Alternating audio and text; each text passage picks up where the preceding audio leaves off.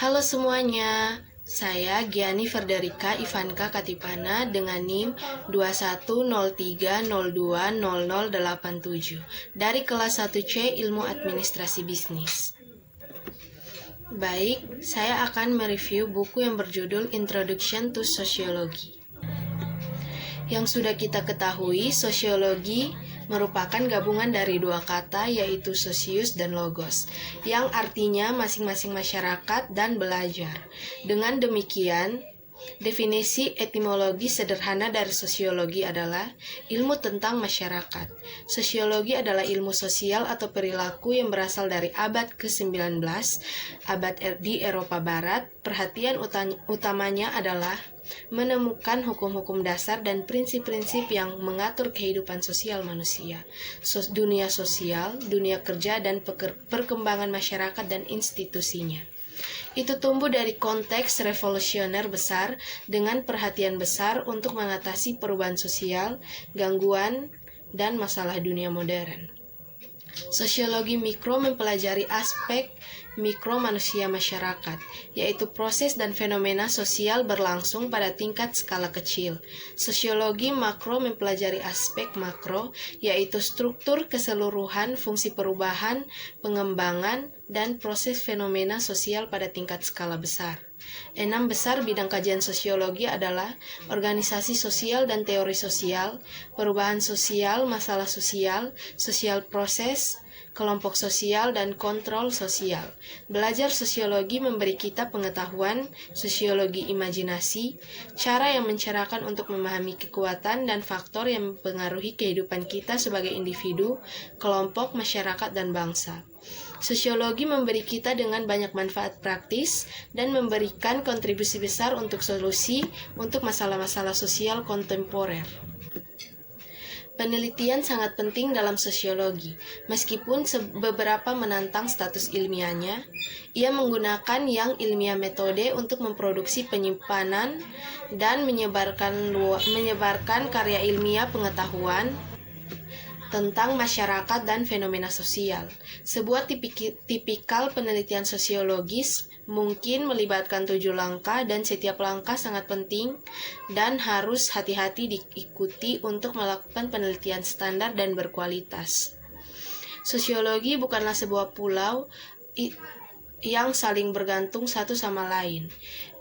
Untuk materi pelajarannya kurang lebih serupa dengan ilmu-ilmu sosial atau perilaku lainnya seperti antropologi, psikologi, sosial, ilmu politik, ekonomi, dan geografi manusia. Namun, untuk itu metode fokus, unit aliansi, dan pendekatan berbeda. Disiplin yang paling dekat dengan sosiologi adalah sosial antropologi. Mereka berbagai perkembangan sejarah yang serupa, konsep, teori, dan pendekatan. Walaupun mantan berfokus pada masyarakat modern dan kuantitatif penelitian dan yang terakhir berfokus pada masyarakat tradisional dan teknik penelitian kualitatif. Konsep masyarakat. Istilah masyarakat seperti berasal dari kata Latin socius. Istilah secara langsung berarti asosiasi kebersamaan, suka berteman, atau sekedar kehidupan kelompok.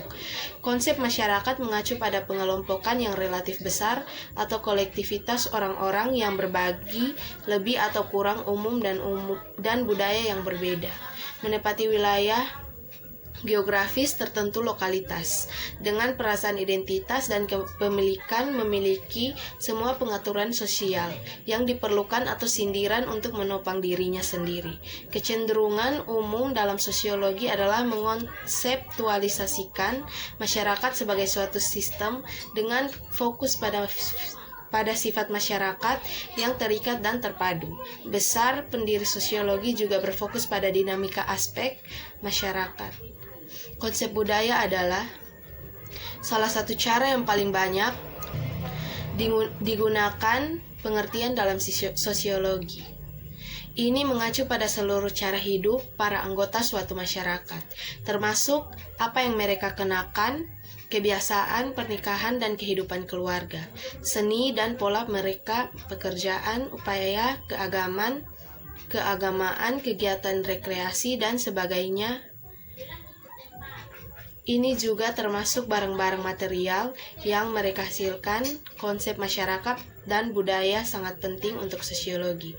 Masyarakat adalah pengelompokan otonom dari orang yang mendiami wilayah yang sama, memiliki kesamaan budaya atau kumpulan nilai, kepercayaan, adat istiadat, dan sebagainya, dan dihubungkan satu sama lain melalui rutinitas interaksi sosial dan status. Konsep sosialisasi. Sosialisasi adalah proses membuat seseorang menjadi sosial dan manusia seutuhnya. Atau lebih tepatnya, ini adalah sebuah proses di mana individu belajar dan dilatih dalam norma dasar, nilai, keyakinan, keterampilan, sikap, cara melakukan dan bertindak sesuai dengan situasi sosial tertentu, kelompok, atau masyarakat. Ini adalah proses yang berkelanjutan dan tidak pernah berakhir dari buayan hingga kubur. Sosialisasi adalah proses seumur hidup, tidak pernah berakhir di mana individu dilatih dan dipasang ke dalam fungsi normal masyarakat dan kelompok mereka. Manusia secara biologis mampu untuk bersosialisasi. Konsep organisasi sosial. Manusia adalah makhluk sosial atau hewan secara alami, dan apapun yang kita lakukan atau katakan adalah berhubungan dengan lingkungan sosial. Hidup kita sebagai makhluk sosial atau manusia memiliki makna mereka dalam hubungan yang terorganisir. Secara khusus, sosiolog di sini tertarik untuk menemukan dan menganalisis: 1. Hubungan pribadi dan sekelompok yang mempengaruhi perilaku individu dan institusi sosial. 2. Bagaimana orang dan kelompok berhubungan satu sama lain. Yang ketiga, bagaimana orang mengatur diri mereka sendiri dalam berbagai situasi sosial, baik secara sadar maupun secara tidak sadar. Hubungan sosial seperti apa yang terjadi di mereka, perilaku terorganisir, dan bagaimana hubungan sosial ini dipertahankan, bagaimana mereka menurun atau hancur. Kelompok sosial. Dalam kehidupan sehari-hari dan aktivitas sosial kita berinteraksi satu sama lain. Milik kelompok dari beberapa jenis. Situasi studi tentang kelompok adalah pusat dari sosiologis apapun penyelidikan. Definisi grup sosial. Istilah kelompok memiliki arti khusus dalam sosiologi, karena itu mewakili konsep yang penting bagi siapapun analisis sosiologis. Cukup banyak definisi telah diberikan kepada istilah kelompok oleh sosiolog yang berbeda. Umumnya kelompok sosial ditentang sebagai kolektivitas atau sekumpulan orang yang terlibat dalam lebih atau kurang permanen atau interaksi dan hubungan sosial yang langgeng. Anggota kelompok sosial memiliki dasar yang sama untuk interaksi dan karakteristik bersama. Perasaan identitas atau rasa, memiliki psikologi atau kesadaran bersama, dan seperangkat norma yang pasti untuk mengatur perilaku serta individu dalam kelompok. Fitur dasar grup sosial. Dalam analisis sosiologis mereka tentang perilaku kelompok masyarakat manusia, sosiolog telah mengidentifikasi beberapa elemen penting dari kelompok sosial. Yang pertama, anggota grup terus berinteraksi dengan satu. Yang kedua, keanggotaan membutuhkan hidup dengan norma-norma khusus. Yang ketiga, anggota memandang satu sama lain dengan sebagai bagian dari kelompok. Anggota merasakan beberapa rasa identifikasi dengan kelompok dan satu sama lain. Dan ada sosial batas antara anggota dan bukan anggota. Yang keempat, anggota terintegrasi secara fungsional melalui peran dan hubungan status dalam struktur kelompok, dan orang lain melihat anggota sebagai kelompok. Interaksi sosial dan sosial hubungan. Interaksi dan hubungan sosial mungkin dipelajari saat terjadi di antara seluruh masyarakat, terkait dalam sistem dunia hingga ke antara keduanya individu. Di sini fokus kami adalah pada interaksi sosial dan hubungan dalam kehidupan sehari-hari individu.